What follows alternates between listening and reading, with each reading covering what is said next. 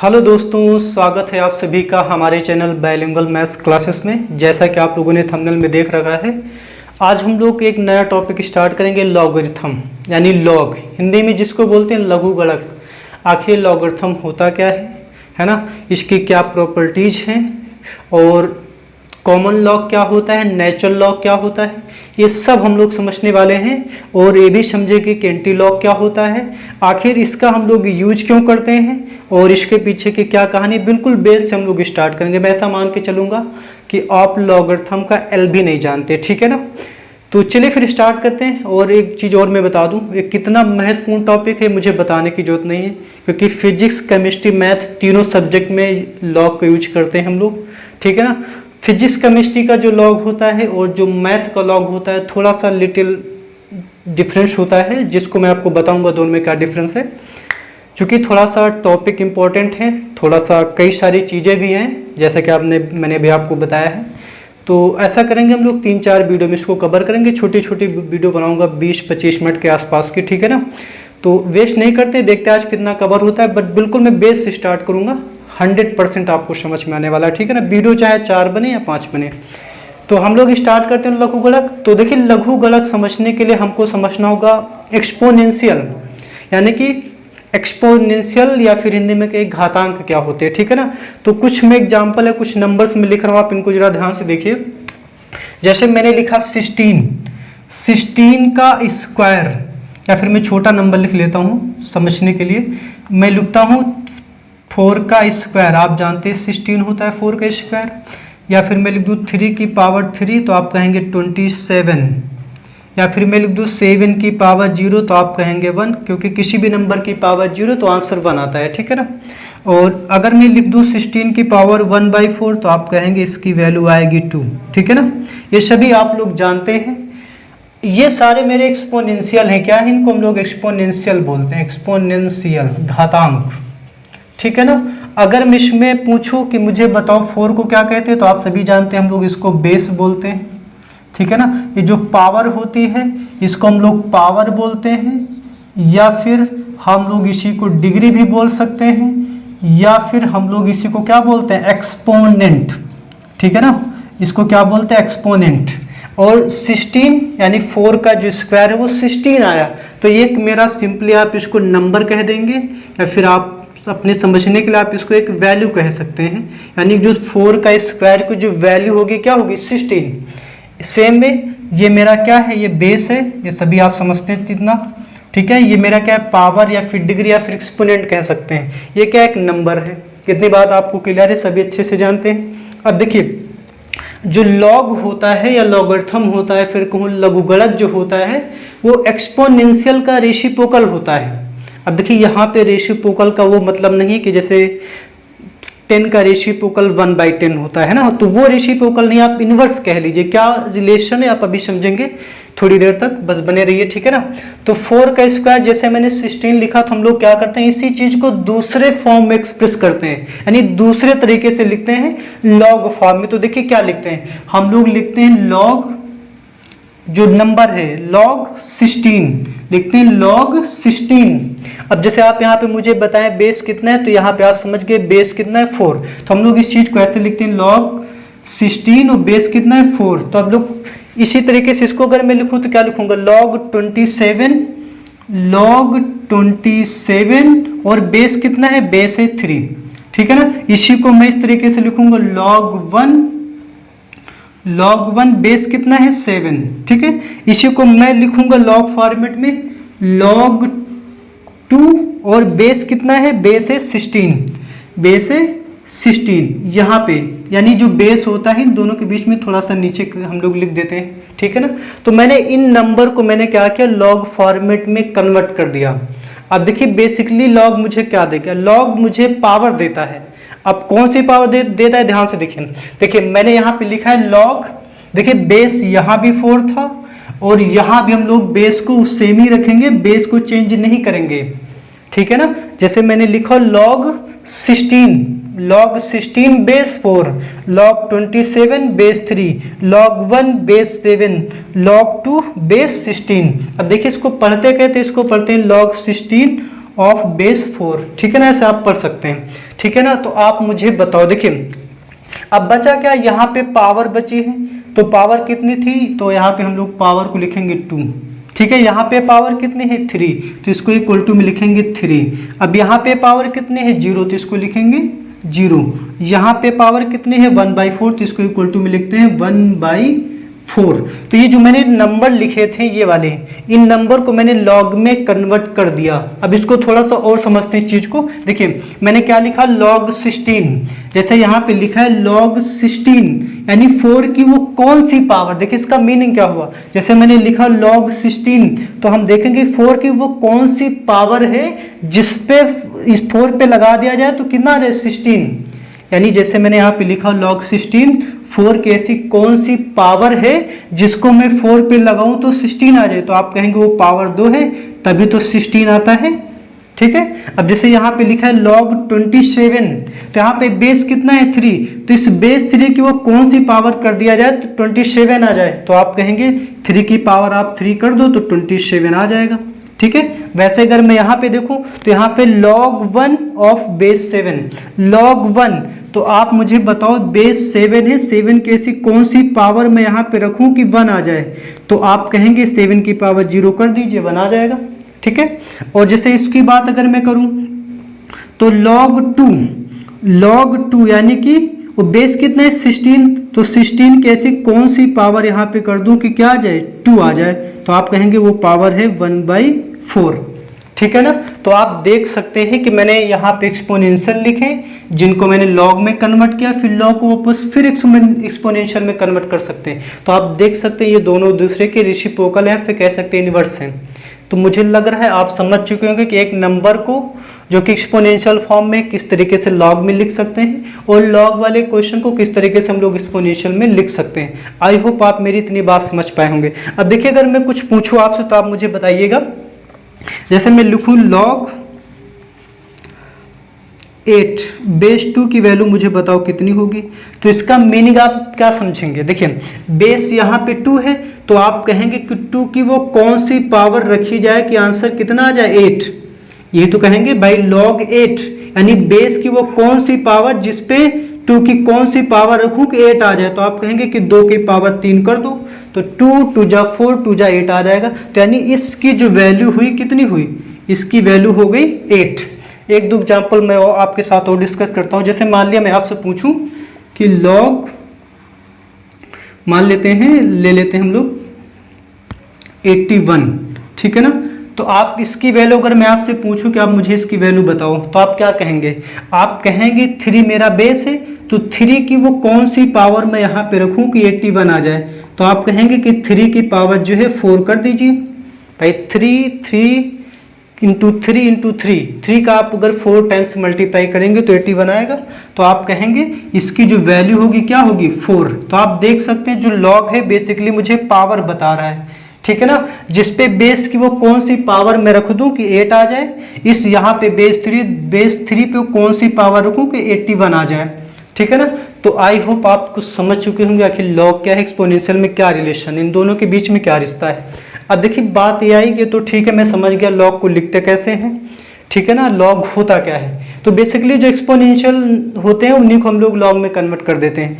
जहाँ पे बहुत ज़्यादा गंदी पावर आ जाती है उनको सॉल्व करने के लिए हम लोग लॉग की मदद लेते हैं। वो काफ़ी हद तक कैलकुलेशन को इजी कर देता है लॉग, बहुत ज़्यादा महत्वपूर्ण, आप अभी देखेंगे धीरे धीरे चल के, ठीक है ना। तो मुझे लग रहा है आप समझ चुके होंगे कि लॉग है क्या, इसको कैसे लिखते, क्या सिस्टम है लॉग और एक्सपोनेंशियल का लॉगरिथम का, ठीक है। अब मैं कुछ एक दो क्वेश्चन करता हूँ कि आखिर इसमें इस तरीके से रिलेटेड किस टाइप के क्वेश्चन बन सकते हैं। तो जब भी आपको इस तरीके की वैल्यू पूछी जाए ना, तो आप उसको एक्सपोनेंशियल में कन्वर्ट कर लीजिए, फिर आप इजीली सॉल्व कर सकते हैं। भाई जैसे आपसे इसकी वैल्यू पूछी जाती तो आप क्या करेंगे, एक्सपोनेंशियल में कन्वर्ट करके आंसर दे देंगे। कैसे करेंगे अभी मैं आपके साथ एक दो डिस्कस करता हूँ। जैसे मैंने कुछ क्वेश्चन पहले से लिख रखे हैं, मैं आपको दिखाऊंगा, उन क्वेश्चन को हम लोग सॉल्व करेंगे, ठीक है ना। तो जैसे मैंने एक दो क्वेश्चन लिख रखे हैं पहले से ही। तो एक क्वेश्चन है, कह रखा है कि log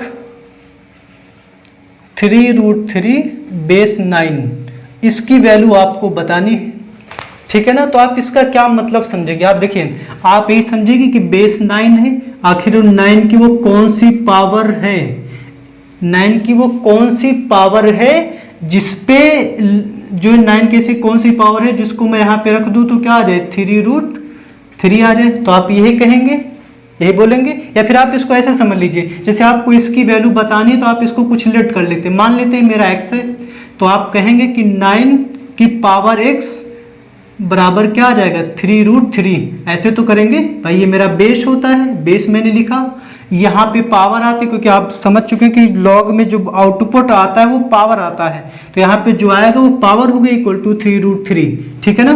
तो आप इसको सॉल्व करेंगे, जैसे यहाँ पे देख सकते हैं यहाँ पे बेस 3 है तो आप इसको 3 के टर्म में लिखें, तो आप लिखेंगे 3 का स्क्वायर की पावर x, ये 3 की पावर 1 है, ये 3 की पावर 1/2 है, तो हो जाएगा 3 की पावर 2x।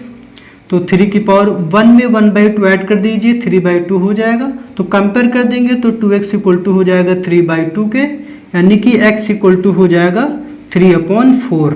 यानी आप समझ चुके हैं इसकी जो वैल्यू होगी क्या होगी 3/4। मीनिंग क्या हुआ इसका, इसका मतलब है कि अगर 9 की पावर 3/4 की जाएगी तो क्या आंसर आएगा 3√3, ठीक है ना। एक दो सवाल मैं आपके साथ और डिस्कस करता हूँ, जैसे बट उससे पहले मैं थोड़ा सा रफ कर देता हूँ इसको।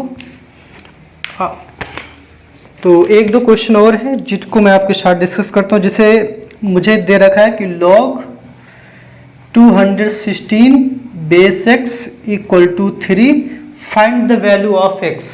आपको गिवन है कि log 216 base x equal to 3, आपसे x की वैल्यू पूछे, तो आप ऐसा करो ना, इसको एक्सपोनेंशियल में कन्वर्ट कर दो। तो भाई आप कहेंगे बेस x है ना, ये मेरा नंबर होता है, नंबर कितना है 216, पावर कितनी है, पावर आप कहेंगे पावर 3, ठीक है ना। तो आप इसको भी देखिए, यहाँ पे जैसे x की पावर 3 है तो आप इसको भी पावर 3 करिए ताकि कि आप कंपेयर कर पाएँ। तो आपको पता है कि ये जो 216 होता है 6 का क्यूब होता है ना, 6 का ही तो क्यूब होता है, 6 × 6 × 6 कंपेयर कर दीजिए तो x की वैल्यू क्या आ जाएगी 6। तो ये इस सवाल का आंसर हो जाएगा, ठीक है ना। तो मुझे लग रहा है आपको थोड़ा बहुत 100% आइडिया लगा होगा कि लॉग होता क्या है, लॉग लिखते कैसे हैं, ठीक है ना। एक सवाल और आपके साथ में डिस्कस करता हूं कि log a base 5 is equal to 3, ठीक है ना। log a base 5 is equal to 3, find the value of a। आपको a की वैल्यू बतानी है, ठीक है ना। तो आप क्या करो, इसको एक्सपोनेंशियल में कन्वर्ट कर दो। तो आप कहेंगे यहाँ पे बेस 5 है, इस 5 की जो पावर 3 है उसकी वैल्यू जो है क्या है a है। तो आप देख सकते हैं a की वैल्यू आ गई 5 का क्यूब। आप मुझे बता सकते हैं 5 अगर आप 3 बार मल्टीप्लाई करेंगे तो आपको सबको पता है 125 आ जाएगा। यानी इस सवाल में जो a की वैल्यू होगी क्या होगी 125, ठीक है ना। तो मुझे लग रहा है अब आप 100% समझ चुके होंगे कि लॉग लिखते कैसे हैं, लॉग और एक्सपोनेंशियल में क्या रिलेशन है। मतलब जो एक्सपोनेंशियल होते हैं उन्हीं को दूसरे तरीके से लिखना ही लॉगरिथम कहलाता है। सिंपली आप समझ सकते हैं कि ये जो नंबर मैंने यहाँ पे लिखे हैं इनको दूसरे तरीके से हम लोग क्या करते हैं, लिखते हैं लॉग के फॉर्मेट में, ठीक है ना। अब देखिए लॉग की ज़रूरत क्यों पड़ी, मैं आपको पहले भी बोल चुका, जब बहुत ज़्यादा गंदी पावर्स आ जाती हैं तो वहाँ पे हमें जो है लॉग की मदद लेनी पड़ती है। अभी आप डिफरेंशिएशन इंटीग्रेशन पढ़ेंगे तो वहाँ पे क्या होता है कि अब मल्टीप्लिकेशन में नंबर आ जाते हैं, फंक्शन आ जाते हैं, जब तक आप उनको प्लस में या फिर डिफरेंस में लेके नहीं आते हैं आप उनका डिफरेंशिएशन इंटीग्रेशन नहीं कर पाएंगे। तब ये जो लॉग होता है ये प्रोडक्ट को प्लस में कन्वर्ट कर देता है। अभी आपको बताऊंगा प्रॉपर्टी क्या होती है। वो जो डिवीजन होता है उसको डिफरेंस में कन्वर्ट कर देता है, इसलिए जो है लॉग बहुत ज़्यादा इंपॉर्टेंट है, ठीक है। तो आपको बेसिकली मुझे लग रहा है 100% आइडिया लग गया होगा। अब देखिए इसकी कंडीशन होती है, जैसे मान लिया मैं, ये तो मैंने आपको एग्जांपल बता दिया, ठीक है। अब मैं एक जनरल नंबर की लेके बात करूंगा, मतलब जो सभी को रिप्रेजेंट करे। जैसे मान लिया कि a की पावर x, ये मैं नंबर लिख रहा हूँ, a कोई नंबर है जिसकी पावर x की है, तो मान लेते हैं n आ गया, ठीक है ना। मैंने क्या कहा a की power x equal to n आ गया। a क्या है, बेस है, ये पावर है, ये मेरा नंबर है। यानी बेस पावर डिग्री या फिर एक्सपोनेंट इक्वल टू वैल्यू या फिर नंबर बोल सकते हैं। अगर मैं इसी को लॉग में लिखूं, अगर मैं इसी को लॉग में लिखूं तो क्या लिखूंगा, लिखूंगा log n, यहाँ पे आप नंबर लिखते हैं log n, बेस कितना है तो आप कहेंगे base a is equal to क्या आएगा x, क्योंकि log मुझे बेसिकली x देता है, पावर देता है, ठीक है ना। अब यहाँ पे आपको ये तो जनरल मैंने लिख दिया। अब देखिए यहाँ पे कंडीशन होती है, आप इन कंडीशन को समझेंगे, ठीक है ना। कंडीशन ये होती है कि ए मेरा कभी भी 1 नहीं होना चाहिए। क्या है, ए की वैल्यू कभी भी 1 नहीं हो सकती।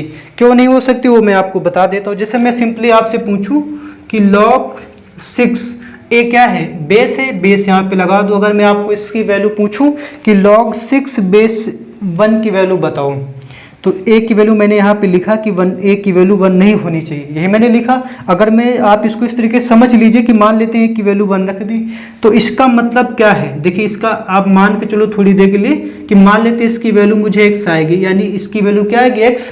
यानी इसका मतलब है कि 1 की पावर अगर मैं x करूँगा तो क्या आएगा, 6। यही तो मतलब है। अगर इस चीज़ को मैं एक्सपोनेंशियल में कन्वर्ट करूँ तो बेस हो गया 1, वो पावर कितनी है, x मैंने मान लिया, इक्वल टू में क्या आएगा, 6। आप मुझे बता सकते हैं 1 की ऐसी कोई पावर है, 1 की कोई ऐसी पावर है जिस पे 6 आ जाए? तो आप कहेंगे 1 पे कोई भी पावर लगा दीजिए, 6 तो कभी नहीं आने वाला।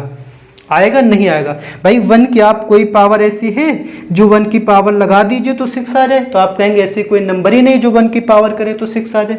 इसीलिए मैंने लिखा है कि अगर कोई log n of base a equal to x लिखा है तो a की वैल्यू कभी भी 1 नहीं होनी चाहिए। दूसरी चीज, ये जो मेरा n है, ठीक है ना, ये जो मेरा n है, या फिर कहें ये जो n की वैल्यू है ये भी क्या होनी चाहिए, ग्रेटर देन 0 होनी चाहिए।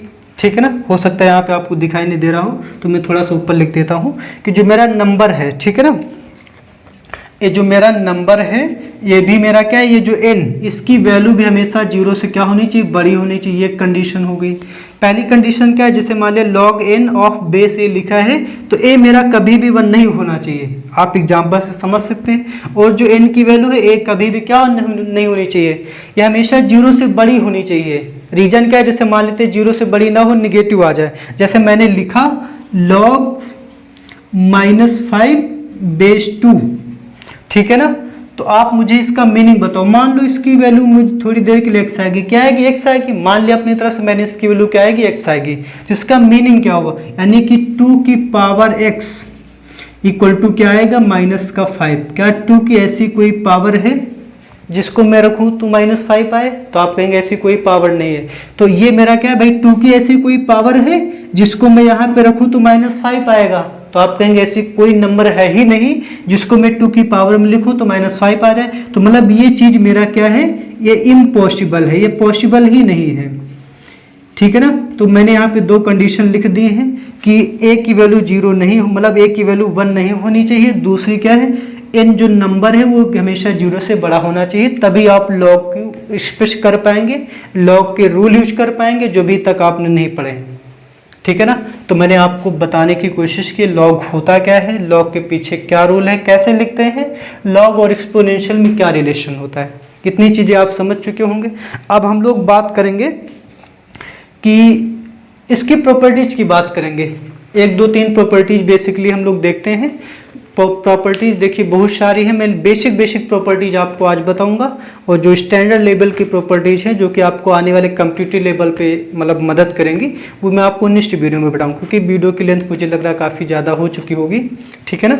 तो मैं इसको रफ करता हूँ, उसके बाद मैं आपको बताता हूँ इनकी 2 3 बेसिक प्रॉपर्टीज। ठीक है ना। तो चलिए फिर बात करते हैं properties of log. Properties of log, ठीक है ना। हम लोग लॉगरिथम कंप्लीट नहीं लिखते, शॉर्ट में लॉग लिख देते हैं। तो ठीक है ना, बेसिक प्रॉपर्टीज की मैं बात करता हूँ। देखिए सबसे पहली प्रॉपर्टीज, जैसे मान लेते हैं लॉग 2 नंबर मल्टीप्लाई में आ गए, मतलब 2 नंबर फंक्शन हो सकते हैं, ये दोनों मल्टीप्लाई में है, दोनों बेस ए है। क्या लिखा है, log mn बेस ए। तो आप इसको इस तरीके से लिख सकते हैं, ये दोनों प्लस में कन्वर्ट हो जाते हैं, यानी कि log m plus log n, base दोनों का ए ही रहेगा। ठीक है ना। तो ये 2 देखिए मल्टीप्लिकेशन में थे, इसकी प्रॉपर्टी है कि इन दोनों को आप प्लस में लिख सकते हैं। ठीक है ना, पहली प्रॉपर्टी। जैसे अगर मैं एग्जांपल की बात करूं, जैसे मान लिया अगर लिखा हो log 2, मान लेते लिखा है यहाँ पे 6 समझने के लिए। ठीक है। तो आप इसको इस तरीके लिख सकते हैं कि log, इसको लिख सकते हैं 2 × 3, तो आप इसको लिख सकते हैं कि log 2 प्लस log 3, आप इस तरीके से लिख सकते हैं इसको। जब भी आपको कहीं ज़रूरत पड़े बेस में तो 2 ही रहेगा। तो तो आप इसको इस तरीके से लिख सकते हैं, ठीक है ना। यानी दो नंबर्स या फिर दो फंक्शन मल्टीप्लिकेशन में है तो लॉग लेने के बाद वो दोनों प्लस में कन्वर्ट हो जाते हैं, पहली प्रॉपर्टी।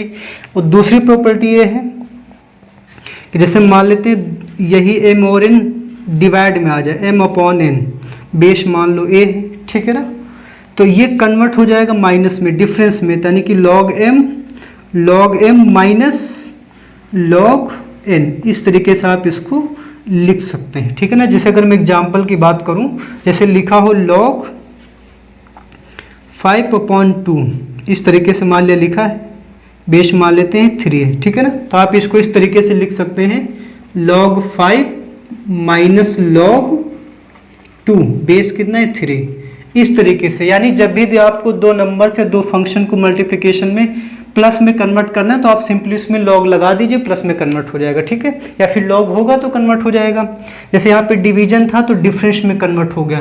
ये सारी चीज़ें आपको आगे डिफरेंशिएशन इंटीग्रेशन में बहुत अच्छे से काम आने वाली है ना।